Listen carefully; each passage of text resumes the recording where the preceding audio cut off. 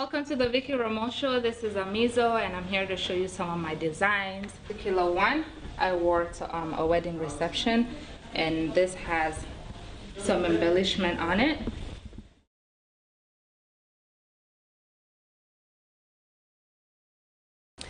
Hello and welcome to another edition of the Vickie Remoe show. Today we're at the Radisson Blu Hotel in Freetown, where I'm talking to Miss Amizo Bah, who is fashion designer, creative director of Maryzo Designs, and she's going to give us the 411 on fashion in Sierra Leone, her current project, and where she thinks the industry is headed overall.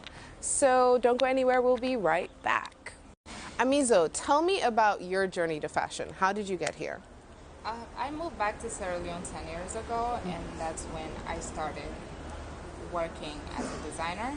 But prior to that, I had gone to fashion school in South Africa, and this is what I've always wanted to do. So I've kind of always been involved in fashion one way or the other. But it was until I came back to Sierra Leone. It wasn't until I came back to Sierra Leone that I started my own brand. How did you get the initial capital to start? Because I know, like any business, fashion business otherwise, you can't just start a business without money, right? So how did you get started?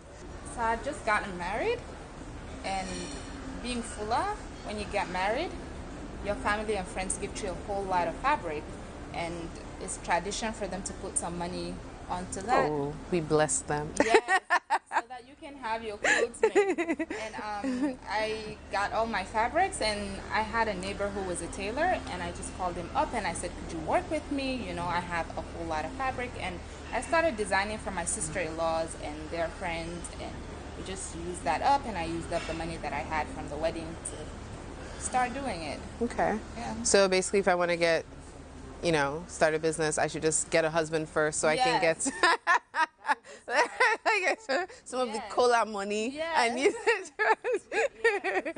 That's really cool, actually. I hadn't really thought about that as potentially being something that could start someone's business. And so after that, I know that at some point I saw like a photo shoot of a collection. There was lots of embroidery.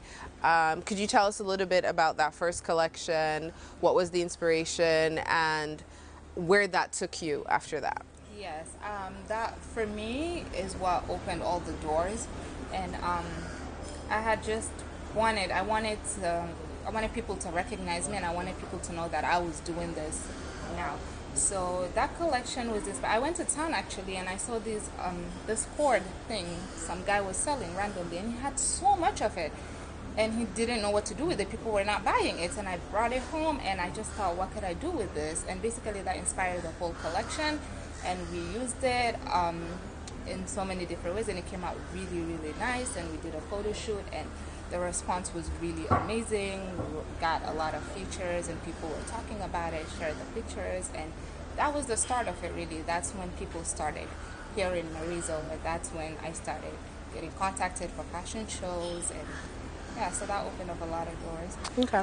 How do you see your brand in context of the larger fashion industry in Sierra Leone? Like, where do you feel like you fit in? Do you feel like you're not fit in terms of your design aesthetic and style? I think I fit in. I think at first people in Sierra Leone are used to wearing what they're used to wearing, and I think, sometimes it's a little difficult to get them to want to wear something that's outside their comfort zone.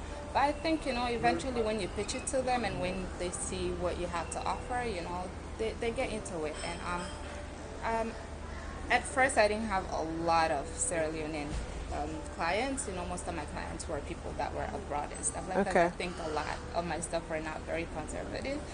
But what do you mean by that? I think in Sierra Leone, like, you had to dress a certain way. I feel like people are not comfortable showing too much, and at the start, I was designing things that I liked, things that I would wear, but then eventually I understood that business-wise, you have to do what the people want you to do, the client, what works for Sierra Leone, and eventually people started coming, and they. So after your first collection, what was your first collection called? Don't remember? Did it have a name? It did. Okay, but you don't remember because you don't eat oats casada leaf. I remember it vividly because it had a lot of gold, like you were saying, the cord, and pink. I remember like a pink and... I think it was yes, it was called the pink collection because we had done, our fashion show was done to raise money for breast cancer. Oh, I remember that actually. So, that's true. That's true. Okay. Collection. You've saved yourself. Well saved. Well saved. Okay, so what was the plan? So you did the first collection, then what did you go on to do? I went on to by that time I already had quite a bit of clients, and work was picking up, and after the show and the pictures, things just picked up, so I went on to open the store. Okay. Yeah, I had a store by Aberdeen Road. Yeah, so I went on to do that and got more workers, and yeah. Okay. And where's the store today? We're closed. Okay. Why did you close the store? I left Sierra Leone. Okay. I was out of town, and I couldn't find anybody to run it when I wasn't around, so I kind of had to close. I think we've talked about creatively how you think that your brand is different because it's a little bit more risque. Yes. Hi. Yeah. But tell me a little bit about how you feel about the Sierra Leone fashion industry, or how you view it.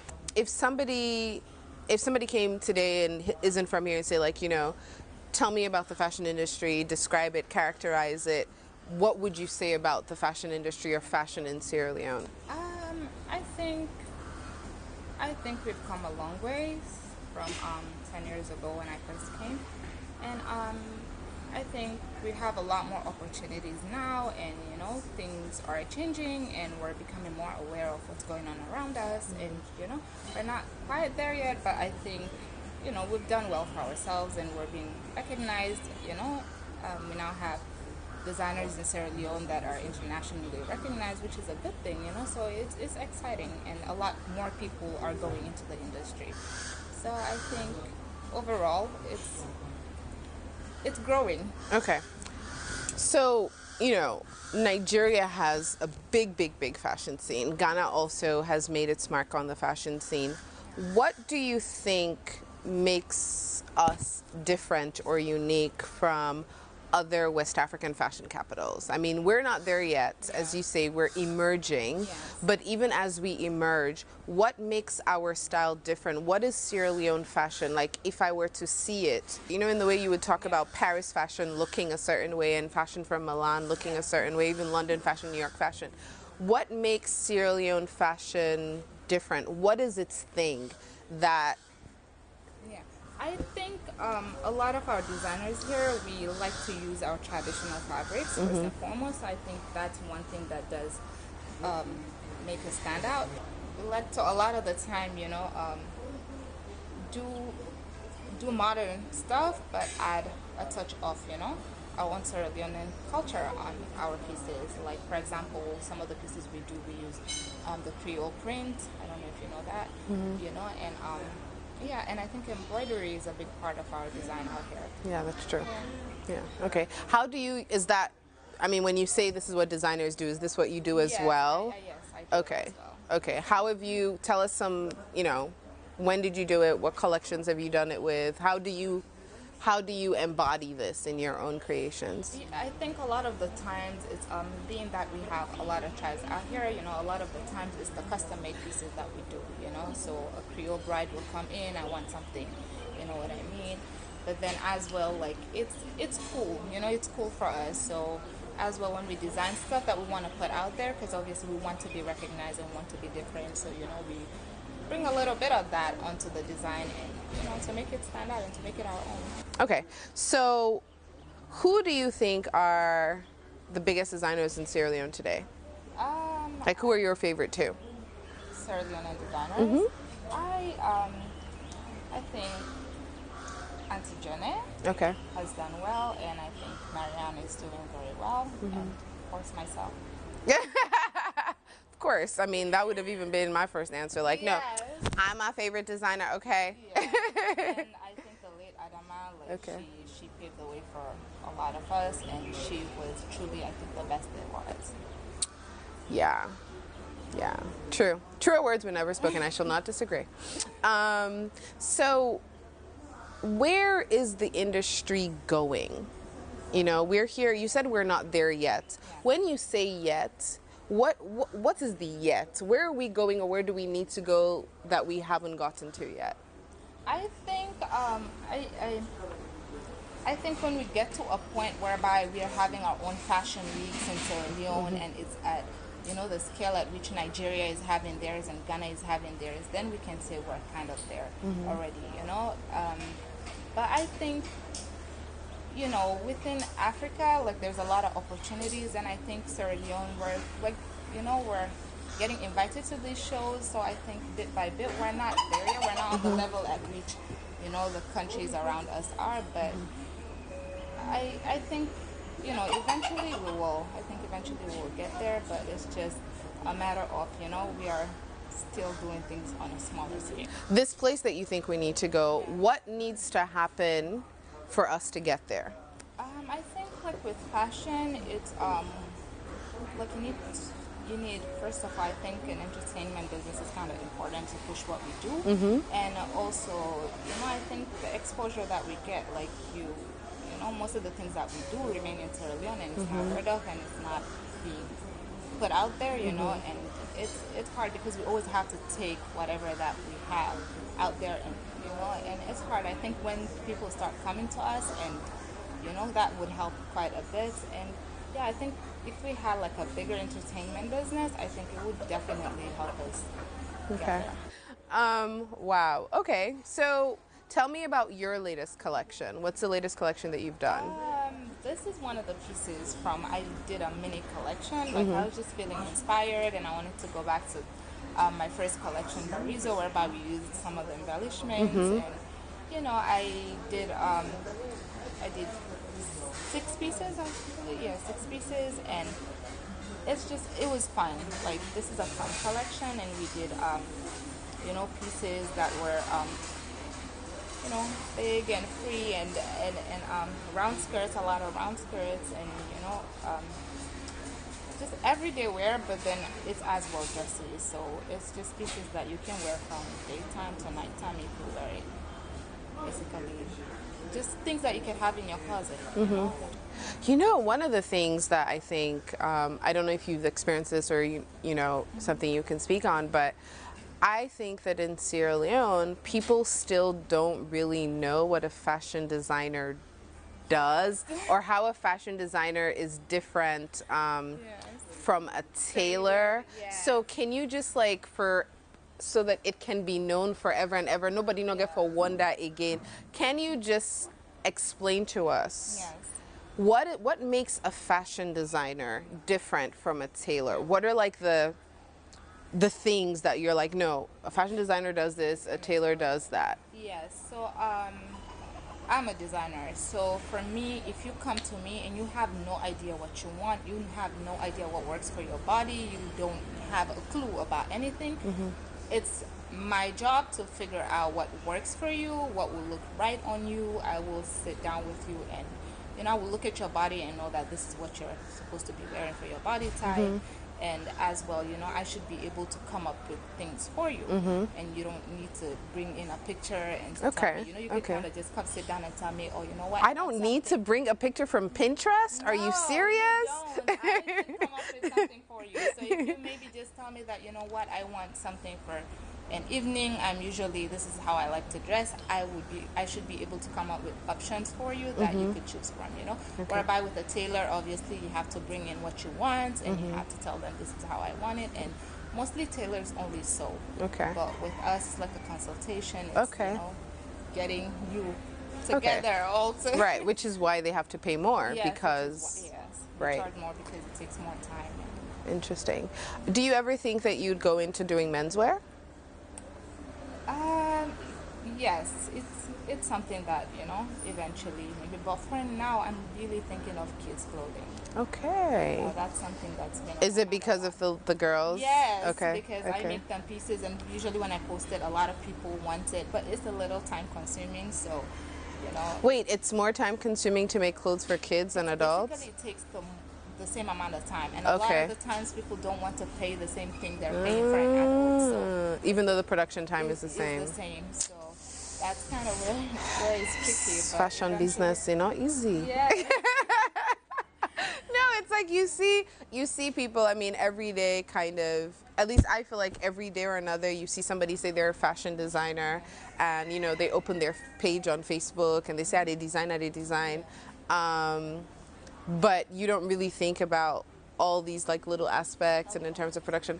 Thank you so much for tuning in for another edition of the Vickie Remoe Show. I hope that you've learned a lot about fashion and fashion in Sierra Leone, as well as Amizo's brand, Maryzo. You can find her online on Instagram at Maryzo Designs and on Facebook at Maryzo Designs. Do get in touch with her because we need to support Sierra Leone in fashion and take it to the next level, as she said.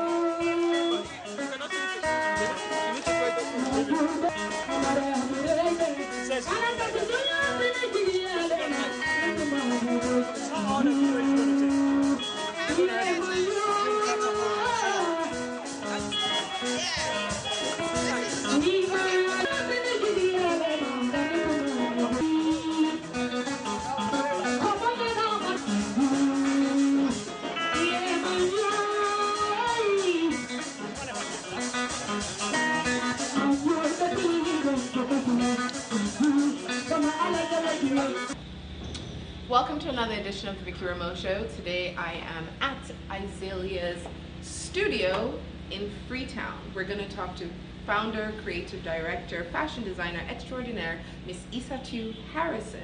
Don't go anywhere, it's the Vickie Remoe Show and we'll be right back.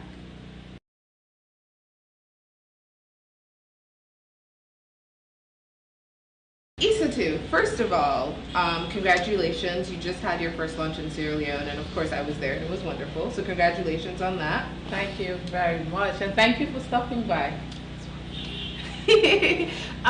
Why was it so important for you to bring your brand to Sierra Leone, to have a studio here, and to launch the brand in Sierra Leone? First and foremost, I'm Sierra Leonean, as you know, but I've established this brand in the UK. And I've taken the brand to different countries. You know, I've been to Jamaica with it. We have a presence in Jamaica. We have a presence in South Africa. We have a presence, of course, in the UK where I'm based, and in the US as well. And I think, you know, I was just thinking, I need to come home. I need to bring Izelia home. But more than that, my sister's been on my case, because I think when I went to Jamaica last August, I held a big show in Jamaica, and the response there was amazing. We came back looking through the clips, and she was like, you have to come home, you have to bring this home. And I've been working with women in Sierra Leone as well the last 3 years, so I wanted to showcase their work here first and foremost, and just be home. Yeah. Right. Do you think that Sierra Leoneans have like our own sense of, is there like a national style identity or a national fashion identity? Like that you say, okay, so for example, when I think of Ghanaians, I automatically, even though, you know, the kente cloth isn't necessarily like their everyday wear, but when I think of Ghanaians and I think, you know, what is the Ghanaian style? Yeah. I think kente. I think the men dressed in their, you know, kente cloth, and they just throw it over their shoulders. Yeah. And when I think of Nigerians, I think Iro and Buba. Yeah. I think of the men wearing that fella suit. You know, that for me is what comes to mind. Absolutely. When I think of Mali, I think of big boo-boos and like, you know, lots of bazin. Yeah. But what do you think when you think of Sierra Leonean style or Sierra Leonean fashion? What is our style ID? We don't. So on the, I mean, personally, I think we struggle to sort of identify something that would say this is Sierra Leonean. I mean, we have the sort of the Creole. The Creoles have the print. The print. Right. Okay. We have the Fullers have the lippy, and then like the Soso Madingo have the sort of gowns and guva, but it's not popular. It's not as, you know, well known as you would identify Nigerian. Like when they say Nigeria, you think of the, you know. So I think for me, the other reason why I thought, okay, well, come home. I didn't want to just come home for the sake of coming home. I thought, to come home, I need to have a plan. And this is why I started working with the tie-dye. We have tie-dye. We need to have tie-dye. We need to be identified as Sierra Leoneans. Have something that they identify us with. And that's my goal. That's like my passion. That's my, waiting at the word where I for use right now. Yes. Yes. That's the aim. That's what I want. So I want in the next 5 years, I know it's going to be challenging, but in the next 5 years, whether you're in the US, whether you're in New Zealand, when you talk about Sierra Leone, I want them to think tie-dye. I want them to think, oh, you know that beautiful tie-dye? That I want them to talk about us and talk about, identify us with beautiful tie-dye, like they do in Mali. You know, most places in the world, as soon as they talk about Mali, the first thing that they talk about Bamako. Why can't we do that in Sierra Leone? And they also have the Bogolan. The Bogolan, yes. Why can't we do that in Sierra Leone? And we have the skills, we have the know-how. We had tie-dye back in the days before the war. Tie-dye was big. I want to bring it back. I want people to identify us with tie-dye. Okay, so I know you spent a lot of time in Makeni. I'm wearing one of your designs. You know, orange is my favorite color. What have you learned about tie-dye? Like, I'm wearing this design, and you're wearing that design. What's the difference? I mean, besides color, of course. But what's how do you know the different patterns? Like, how do you communicate that this one is what you want and that one you want? Like, do they have names? Like, how do you? They do. They have names. So they have like the diamond. They have a cloud. They have. So what is this one? So this is more like a diamond, like a cloudy and mixed with diamond. Okay, so cloud and diamond. Yeah. Okay, and what are you wearing? And this one, this is cloud. This is mixed cloud. But what I've done with them, so when I came in December, I looked at all the different things that they do. They have something called gobo gobo. So it's just like a mixture. They just put it together and drop different colors in it. But they're so talented. So I sat down with my auntie and all the other women, just, you know, trying to understand what they do. So I said to them, okay, I will give you colors. I'll tell you, I want to work with, like, for example, orange and blue. So what you're wearing is not by coincidence. I chose sort of the colors that we want, you know. For the colors. I want also, you know, I want it to be trendy. I want it to be in trend. So I look at trend, colors in trend. I look at style, and I say, okay, well, we need to mix these colors. And some of them I give them like styles or patterns and give them ideas. Say like, I want it to be like a diamond shape, or I want it to be, you know, when you're doing like the design stage, I want it to come out this way, that way. But some of it I leave them to interpret it. So they've done like the gobo gobo. They've done, you know, but then mixing it with the colors that I want. You know, so we've sort of worked in partnership. Where do you think our textile industry, because, you know, the unfortunate thing I think about this is that we don't produce textiles, right? We don't actually have the cotton to actually do the design for. So it's, in a way, it's like assembled here, but not like produced here. But what do you think needs to happen in this industry, even the textile design industry, to take it to the next level? I think it's for us to be able to have where we can produce textile here. So we have from the sort of the life cycle of it, you know, have textile, have farms where, you know, find places like where we can literally have plantation of, you know, wool, textile, and then produce our textile, go to, you know, tie-dye, and then back into like the manufacturing stage. For me, that would be a dream. That would be, I mean, we have a long way to go, but it can be done. It can be done. So I think the next phase for me, once we sort of launch this and we're settled, I'm looking to talk with either, you know, different organizations into how we can partner in terms of having, so I started talking to a few people already, but the next phase would be like really having somewhere where we can actually have, you know, start that process of producing textile in Sierra Leone. What's the response been? I mean, you know, you're not the first person to, it's tie-dye isn't new, Gara isn't new in Sierra Leone, you know. I grew up seeing it. My grandmother used to make it. She was also from the north. So we're all very, very familiar with Gara and tie-dye. So what's been the local response in terms of like your market? People coming to the store, how do they feel about seeing Gara like this? The response has been amazing, surprisingly, because I was thinking the same. I was thinking, tie-dye has been here forever. I grew up around tie-dye. My mom's been doing it for God knows, how long. But what happened after the war, as you probably will be aware, is that it sort of started dying slowly. And so the last maybe 5 years, it hasn't been that big. During the war, people lost money, people lost businesses. Like my mom used to do so much with tie-dye and couldn't produce because there was no money. And that's sort of, what happened to most business women, because it was more women that were doing the tie-dye. And that has been the case. And you had just a few people doing tie-dye here and there. So I think the last 5 years, it's just literally almost fading out. And coming with it, like with, a big bang like this, I think people are just like, oh! And I've got a lot of good responses. I've had people come in, like we dressed somebody for the inauguration in tie-dye, and you would not even think it was tie-dye. It was possible to look like that. And I think the other thing is just making it contemporary. So you can wear, that you can wear tie-dye in different ways. And that's what I want to try and do here. I've done shirts for like managers, office managers, directors. So we're getting a good response. For somebody who's watching right now and thinking, oh, I'm interested in the fashion business, I'm interested in the fashion industry, and they're in Sierra Leone or elsewhere in the diaspora, what are like the 3 things you think they absolutely need to know before considering a career in fashion? Have a passion, first of all. If you don't just think, it is not a business or a career that you just jump into because you see this person wearing something and they say, okay, this is that design from that person, and you think, oh, I can just do it. Even as simple as it might look on camera, it is not that easy. Right. So make sure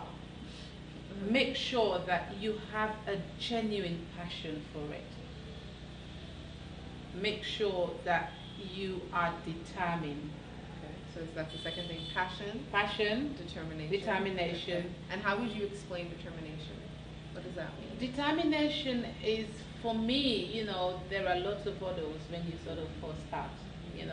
Like every other thing in life, when you start, the beginning is tough. And if you don't, this is why I said passion. If you don't have passion for it, it just kills it. The first hurdle will kill it. Yeah? And determination for me is that when you jump from one hurdle to the other, you fall down, you get up, you shake, you shake it off, and you get on. Right. Yeah. The third thing is making sure you have a network of support or your cheerleaders. Not just when it's sweet, when it's going like proper how you want it to go. It's for when things go badly wrong, like literally where it's unmanageable and you think, sometimes people will say get a PR firm, like get your sort of network of PR that that you can call on if it's 2 a.m. If you're tight and you literally, like for me, when I go through these phases, it's mostly like when I'm preparing for like fashion weeks. Sometimes I go through days, I remember my first or second fashion week, I went down to my last penny because I said I didn't want to take a loan. I went down to the last penny. I had nothing. And I had a show the following day. I needed to pay people. I needed somebody. Have somebody, have people that no matter what. Make sure you have that. That's very important. And for me, I have a friend. I have, I say my boss. Yeah. So I have my boss. I call her and I say, yes, boss. But that's my friend. I have a friend like that. And then you have your family, you have friends, but make sure there are people who have real interest in you. So they can tell you when you've done something wrong, they can tell you when you're not doing things right. They can call you to attention. You need that. So for me, I think those are the three things. Have a passion for it. Make sure you have a genuine passion for it. If you don't have passion for it, you're wasting your time. Because you can't just go be copying other people's, things. Have a passion. Have a genuine passion. I go to bed, and I'm sure that's mostly with other people, with other designers. You know, I am still young in terms of designing, but I go to bed. Sometimes I have my iPad. I have a notepad. You know, I promise you, in my sleep, I think of some things, and like things come into my head, and I just grab.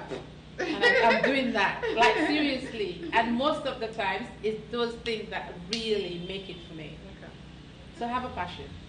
There you have it. That was fashion designer, creative director Isatu Harrison of Izelia, giving us the 411 on the fashion industry here in Sierra Leone and making it in fashion in London and the UK diaspora.